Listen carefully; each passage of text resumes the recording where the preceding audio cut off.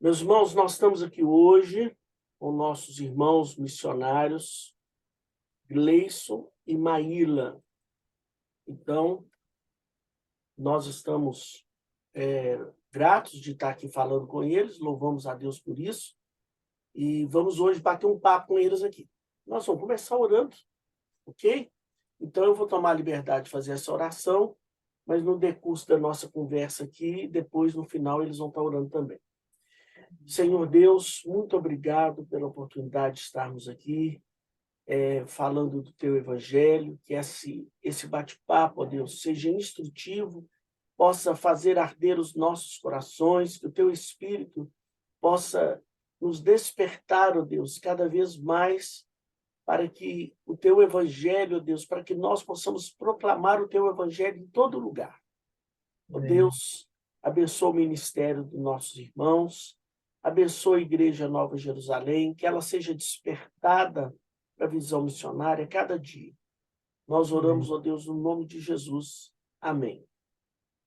Amém.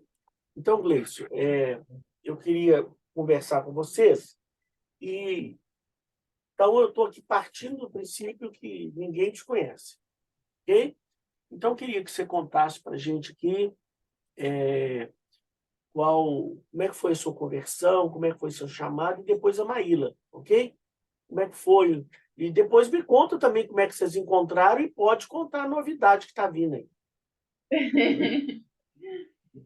Então, pode falar, Cris. Então, quando eu me converti, eu estava na Bahia.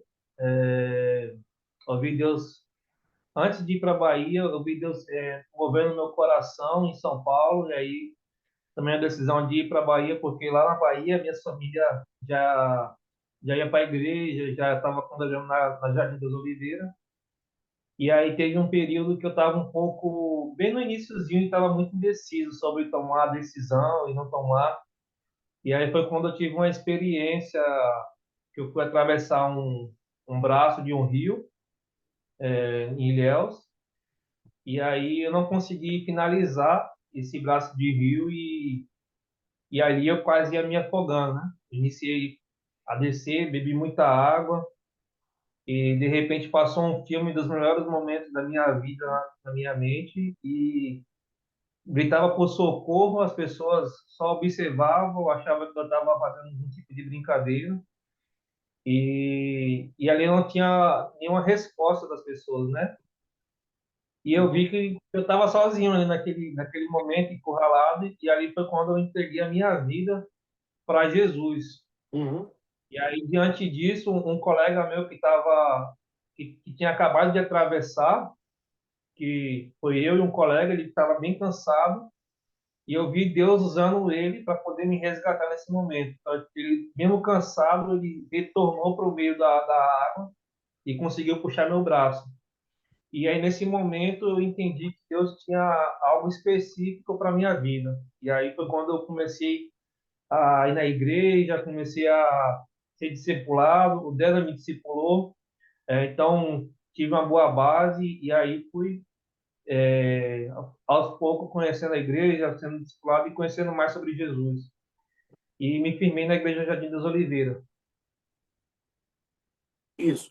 E depois disso, aí como é que foi o envolvimento com missões? Depois a Maíla fala.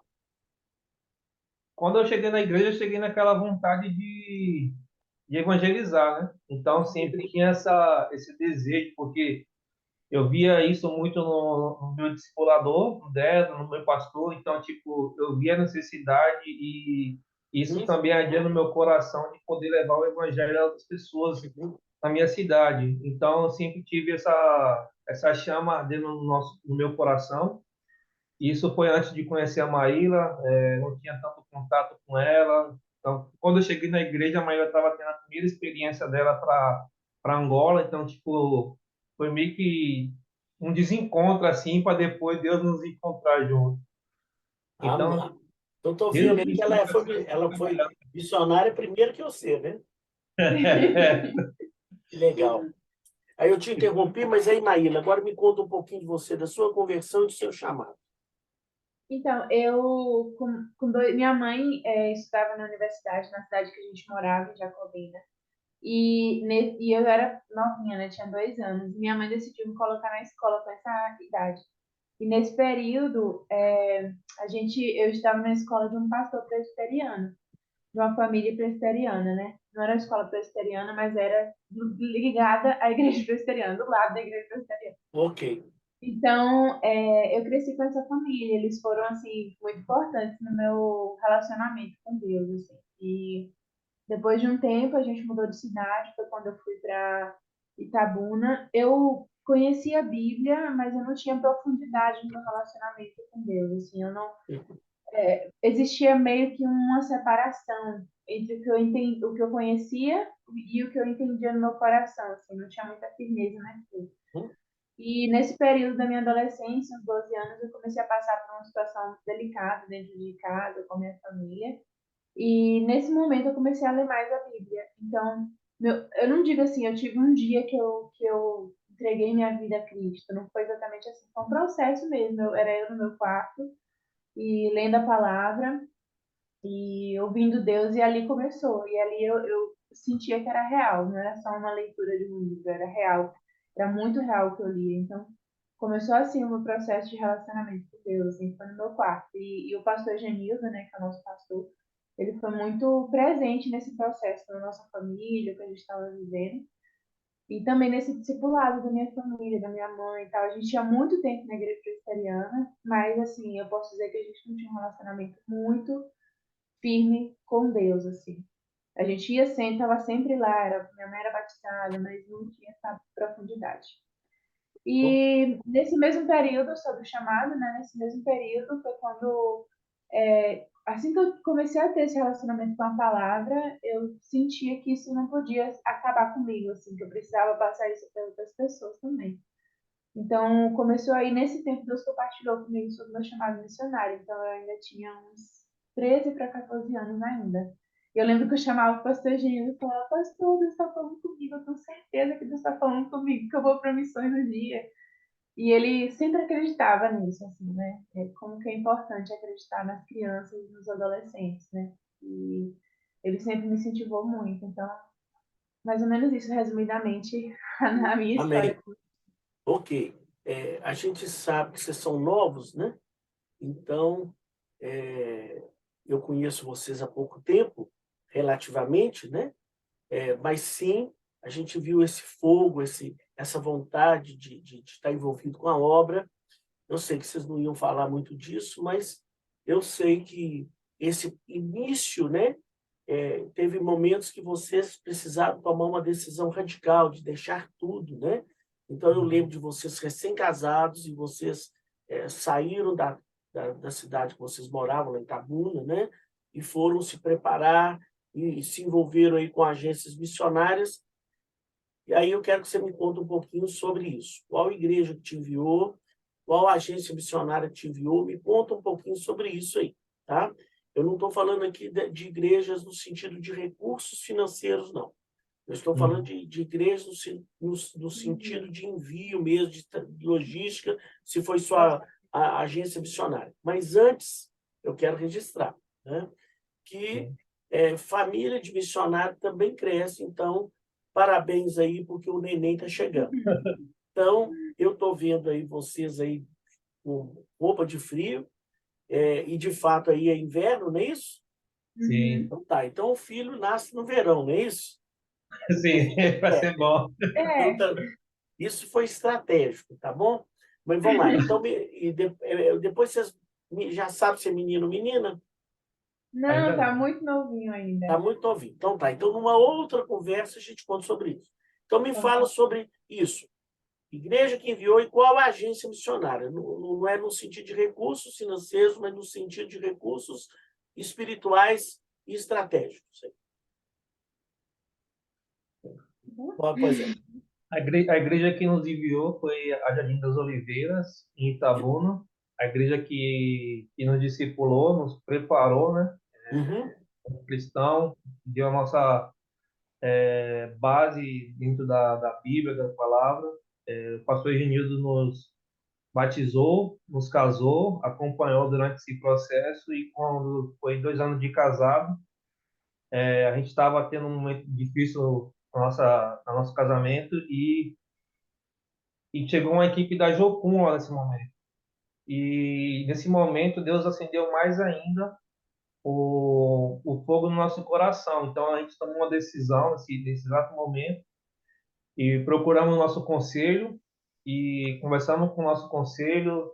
Nós viu Deus abrindo as portas e nos convidando a dar um passo dia após dia de fé. E foi uma experiência marcante assim para poder confirmar aquilo que Deus estava nos convidando a vivenciar. Amém. Então, é, nosso pastor ficou sabendo, nosso conselho nos abençoou e nos deu todo o suporte e nos dá suporte até o dia de hoje, pastoreando, dando conselhos, nos orientando, dando apoio naquilo que a gente necessita. Sempre que a gente precisa, a gente tem um apoio dele pastoral, conversa com ele quando tem alguma situação que a gente não consegue resolver e procura ele para um conselho para poder estar à parte de tudo. Então, nosso pastor tem sido bem participativo, os presbíteros da nossa igreja também muito engajados em oração, dando suporte. Então, a gente tem visto Deus cuidar através da Igreja Jardim das Oliveiras e nós fazemos parte hoje da agência missionária chamada Jocum, que é uma instituição chamada Jovens com a Missão. Uhum. Ela foi fundada nos Estados Unidos, mas está há cerca de 60 anos no Brasil. O fundador foi Jim Stein e a primeira base foi na Jocum Contagem, Que foi onde a gente que foi fez. onde a gente iniciou o nosso Isso. processo de ingressar na missão em tempo integral. Ok. Então, vamos lá. Só te interrompendo, né? Então, você está pela Igreja Presbiteriana Jardim das Oliveiras, pastor Genildo, né? Já contou aí que teve todo esse processo lá na igreja. Como que foi importante a igreja local na formação de vocês, mas que vocês estão também juntos aí com essa agência, a Jocum, que é muito conhecida. E aí me conta, então, eu sei que vocês estão aí na Europa, né? A gente tem que ter alguns cuidados, porque hoje não está fácil, a liberdade de pregar o evangelho não é uma coisa assim em todo lugar, né? E vocês estão trabalhando, parece que com refugiados. Então, me conta um pouquinho, desde quanto tempo vocês estão aí, né? Um ano, né? Então, me conta aí, direitinho. Qual é o projeto hoje? O que vocês estão fazendo hoje? Então, desde o nosso chamado, né, Deus tem compartilhado conosco sobre povos muçulmanos e a gente vinha se preparando para trabalhar com esses povos, fazendo escola de cultural, cursos de línguas e tudo isso.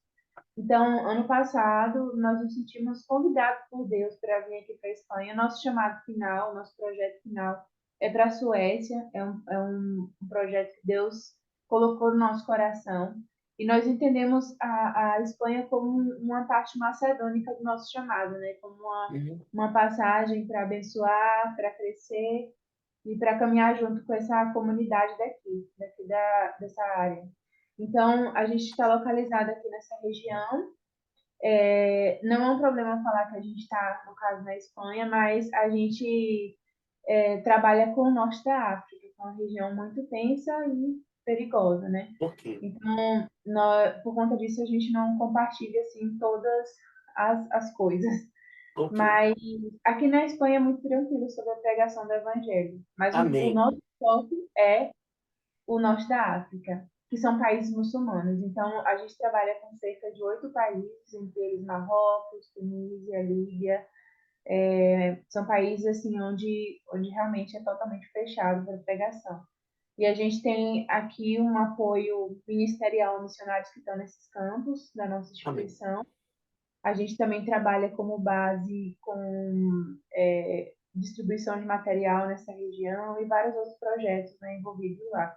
O meu foco do Gleice é o acolhimento de pessoas que estão aqui na região, mas que vêm dessa parte do norte da África. Então, são pessoas que são refugiadas ou imigrantes que vivem aqui. E a gente tem um centro como base, esse centro ele dá aula de espanhol, de inglês, dar artesanato para mulheres, e Gleice, por exemplo, teve uma iniciativa com os homens, que era um público difícil para a gente ter acesso. Então, a gente começou um trabalho com eles aqui, que se deu uma bênção. Então, hoje, a nossa tarefa assim, diária, mais voltada, são para pessoas muçulmanas que vivem aqui, nessa região que nós moramos na Espanha. E o nosso alcance direto, assim, da nossa, então, a base, ela tem vários ramos de trabalho. O nosso, especificamente, são pessoas que vivem aqui e que são dessas regiões. Então, existe uma facilidade melhor de trabalhar com essas pessoas, porque aqui não é proibido compartilhar com elas. Então, a gente trabalha em cima de relacionamentos, gerando amizade com as famílias e, a partir disso, tendo a oportunidade de compartilhar sobre Jesus e o Evangelho. Amém. Aí me conta em poucas palavras aí também, né? A gente não tem todo o tempo agora, mas qual que é os próximos passos para esse ano? É o que está aí? É esse trabalho que está acontecendo, que Deus está abençoando, que esses relacionamentos... Me conta aí, qual que é os próximos passos? Nosso próximo passo que a gente está orando desde o início do ano é sondar a terra da Suécia para poder conhecer um pouco mais, porque a gente nunca foi e temos poucas notícias sobre como é a realidade de lá, como é, onde está localizado o maior foco de refugiados, como a gente pode agregar o nosso projeto, como a gente pode servir também essas pessoas naquela região. É, e Deus tem nos dado a oportunidade de aprender aqui no centro de integração para poder também desenvolver lá, né? Esse é o nosso foco, criar um centro como esse aqui, dando apoio, suporte a refugiado e fazendo ele ser inserido na comunidade europeia com um cuidado melhor.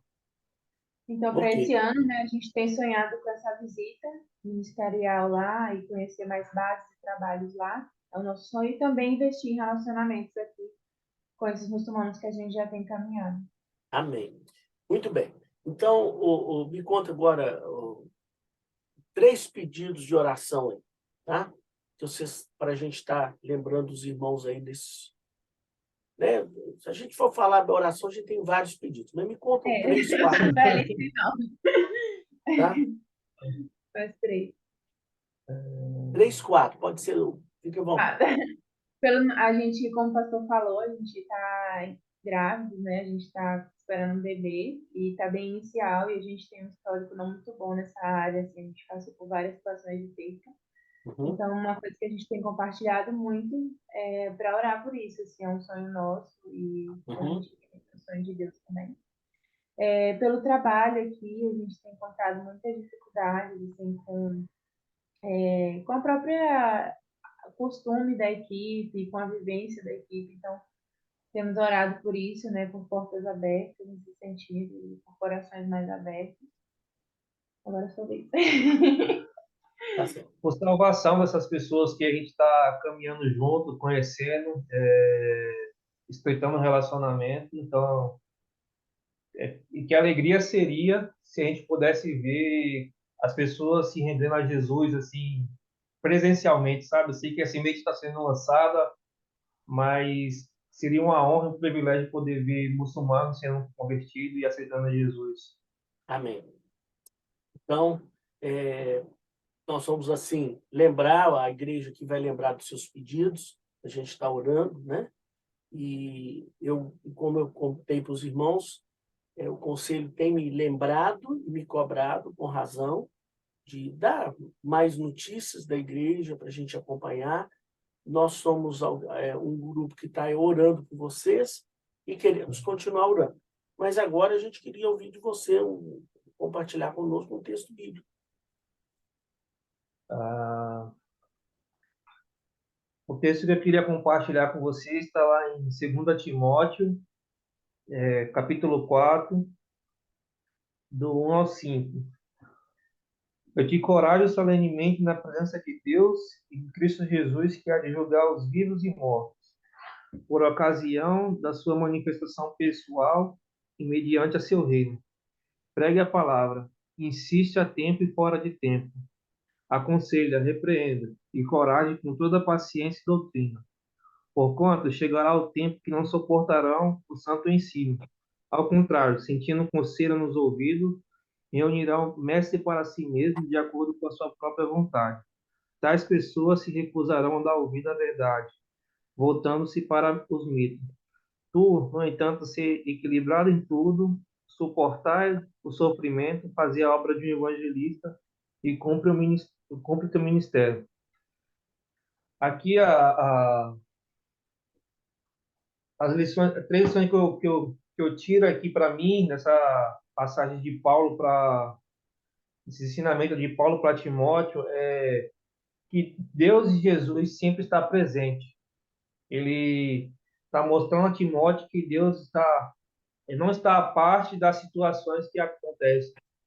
E a gente deve pregar independente da aceitação das pessoas ou não. E Jesus, ele está presente, vendo nossa postura diante o mundo, diante das situações caóticas que vinham ocorrendo. Então, Paulo está incentivando, encorajando e deixando a Timóteo a convicção que Deus ele está ali presente e que ele não está com os olhos fechados para aquilo que ele está desempenhando, para os desafios que ele iria enfrentar diante daquela realidade. A segunda lição é prega a palavra. Pregar a palavra no dia de hoje tem sido tão difícil por conta de tantas falsas verdades que têm surgido no nosso meio, pessoas que estão muito egocêntricas com seus desejos, com seus sonhos, com seus objetivos, querem um Cristo, mas não querem mudar a sua vida e não querem se voltar para Ele e cumprir as suas ordenanças. Então, é um encorajamento de Paulo para poder continuar pregando a verdade, pregando a palavra de Deus, para que possamos ir avante e que não sejamos pegos por Deus em falha e as pessoas também, como não se justificar, falando que não ouviu a verdade de Cristo, não ouviu o verdadeiro evangelho.